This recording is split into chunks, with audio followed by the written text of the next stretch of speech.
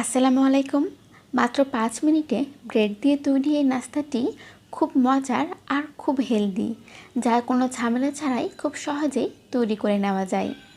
এই খাবারটি আপনারা সকাল বা বিকালের নাস্তায় বা কোনো পার্টিতে ডেজার্ট আইটেম হিসাবেও পরিবেশন করতে পারেন। যা তৈরি করতে প্রথমে দেখার সৌন্দর্যের জন্য ব্রেডের চারপাশে যে ব্রাউন কালার অংশ থাকে তা এভাবে কেটে বাদ দিয়ে দিচ্ছি।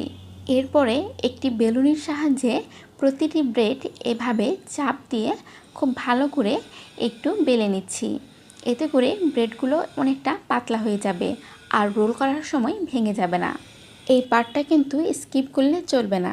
ব্রেড এভাবে বেলে নেওয়ার কারণে ব্রেড রোল করার সময় আর ভাঙবে না। পরবর্তী ধাপের জন্য আমি এখানে কিছু কাজু বাদাম আর কিছু পেস্তা বাদাম নিয়েছি।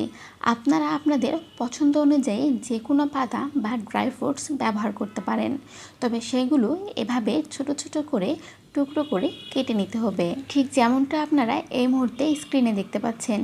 এখানে 3 টেবিল চামচ পেস্তা বাদাম কুচি আর 3 টেবিল চামচ কাজু বাদাম কুচি আছে। রোলের ভিতরের উপকরণের জন্য আমাদের এখানে প্রধান লাগবে দুধের সর। 1 কেজি মতো গরুর দুধ পর্যায়ক্রমে বারে বারে জাল করে আমি দুধের সর কালেক্ট করেছি। তবে আপনারা একবারে দুধ জাল করে সর কালেক্ট করতে না চাইলে দিনে দিনে সর জমিয়ে রাখতে পারেন।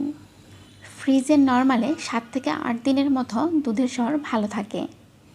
এজন্য ফ্রিজে জমিয়ে রাখা দুধের সর দিয়েও আপনারা এই নাস্তা তৈরি করতে পারবেন। এখন একটি চামচের সাহায্যে 1 মিনিটের মতো দুধের সর একটু হালকা করে ফেটিয়ে নিচ্ছি। এতে করে দুধের সর আরও স্মুথ আর আরও নরম হয়ে যাবে।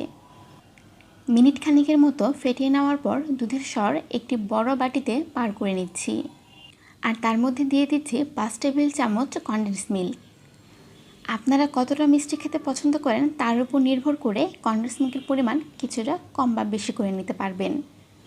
এখন কেটে রাখা কাজু বাদাম কুচি আর পেস্তা বাদাম কুচি অ্যাড করে দিচ্ছি আর একটি চামচের সাহায্যে সবগুলো উপকরণ একত্রে ভালোভাবে মিক্সড করে নিচ্ছি। এই খাবারটি কতটা মজার আর কতটা হেলদি আপনারা একবার ট্রাই না করলে বুঝতে পারবেন না। আজকের এই রেসিপিটি ভালো লেগে থাকলে একটি লাইক আর সাবস্ক্রাইব করতে কিন্তু ভুলবেন না।